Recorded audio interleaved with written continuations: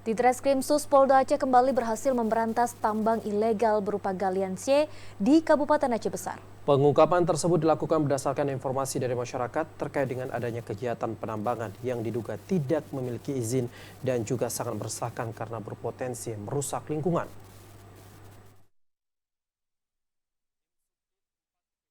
Ditreskrimsus Polda Aceh kembali berhasil memberantas tambang ilegal berupa galian C jenis tanah uruk di Desa Bilui, Kecamatan Darul Kamal, Kabupaten Aceh Besar pada Kamis 23 Februari 2023 kemarin.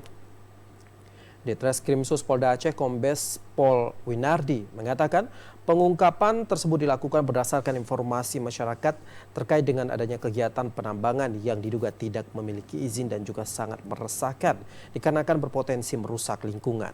Selain alat berat, pihaknya turut juga mengamankan 1 orang terduga pelaku yang merupakan pemilik dari mobil tersebut di lokasi tambang galian C berinisial MH berusia 59 tahun.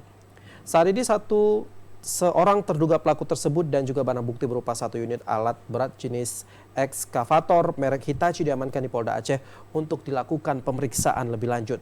Selain itu, pihak kepolisian Polda Aceh juga menghimbau kepada masyarakat agar mendukung penegakan hukum yang dilakukan kepolisian untuk menyelamatkan lingkungan dari penambang ilegal karena penambangan yang dilakukan tanpa izin dapat berdampak buruk terhadap lingkungan. Salah satunya adalah musibah banjir.